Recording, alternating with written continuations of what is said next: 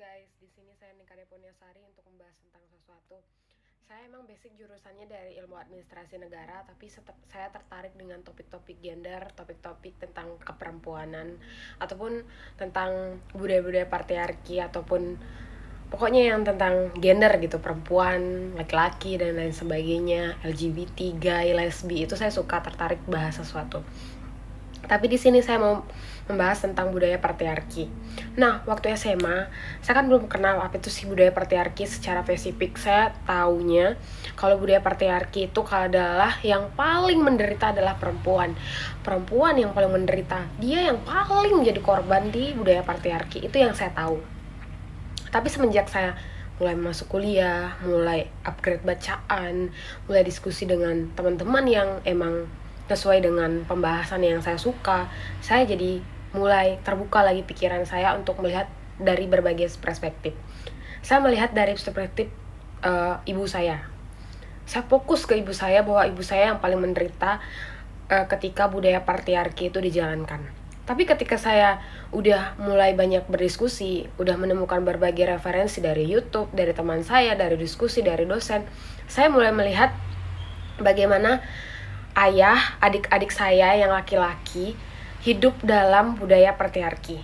Karena gimana ya, saya dulu menganggap mereka penjahat, laki-laki penjahat gitu.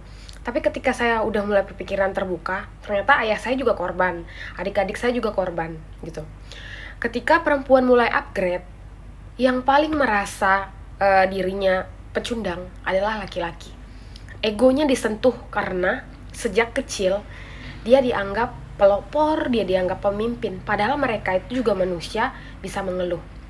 Makanya ada stigma-stigma kalau laki-laki itu nggak boleh menangis, laki-laki itu nggak boleh menunjukkan air matanya gitu. Tapi setelah saya belajar juga lebih dalam tentang manusia gitu, walaupun tidak sesempurna itu saya belajarnya, baik laki-laki maupun perempuan itu punya emosi gitu. Yang paling sering menahan emosi adalah dalam budaya patriarki itu adalah ayah, adik laki-laki. Mereka berasa ditekan oleh budaya patriarki. Mereka harus kuat, mereka harus jadi pemimpin. Mereka gak boleh nunjukin titik lemah mereka sebagai seorang manusia. Itu yang dihadapi oleh laki-laki ketika budaya patriarki itu sangat ditekan. Ketika ada ego mereka kesentil, mereka merasa hancur. Mereka ngerasa jadi pecundang. Saya gak becus jadi laki-laki. Padahal kalau misalnya mereka untuk jujur sama diri mereka aja sulit. Karena budaya patriarki ini mereka nggak bisa membedakan kesedihan sama kemarahannya. Mereka bingung sama perasaannya sendiri. Jadi nggak pernah menunjukkan ekspresi rasa sedih atau air mata. Jadinya ditekan, muncullah penyakit, baik dalam bentuk fisik atau psikologi. Jadi menurut saya, dalam budaya patriarki ini bukan hanya perempuan yang mengalami kesengsaraan, tapi laki-laki. Jadi saya mulai terbuka pikiran saya untuk melihat dari segala perspektif.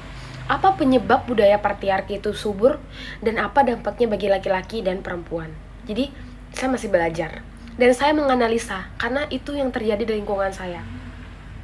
Dan kemudian karena budaya patriarki ini saya memiliki berusaha untuk belajar berpikir rasional, dan orang-orang menganggap kalau perempuan yang sering membantah laki-laki itu adalah perempuan yang susah diatur. Padahal tidak. Mereka itu ada dua kemungkinan, trauma atau mereka punya boundaries. Itu dampak dari budaya patriarki. Dari anak perempuan kepada anak perempuan dan anak laki-laki. Anak laki-laki jadi pendiam, dia tak pernah mengutarakan emosionalnya. Anak perempuan jadi gak percaya sama laki-laki.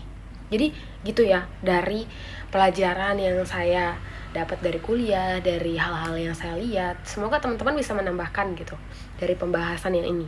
Karena pembahasan ini gak bakal kelar-kelar. Dan perjuangan kita sebagai perempuan untuk budaya patriarki yang toksik, maskulinitas yang toksik, itu masih sangat jauh. Mungkin kobaran api atau pemantiknya dari generasi saya nanti membara mungkin generasi berikutnya. Jadi semangat untuk selalu belajar dan semangat untuk melihat dari berbagai perspektif. Oke, terima kasih.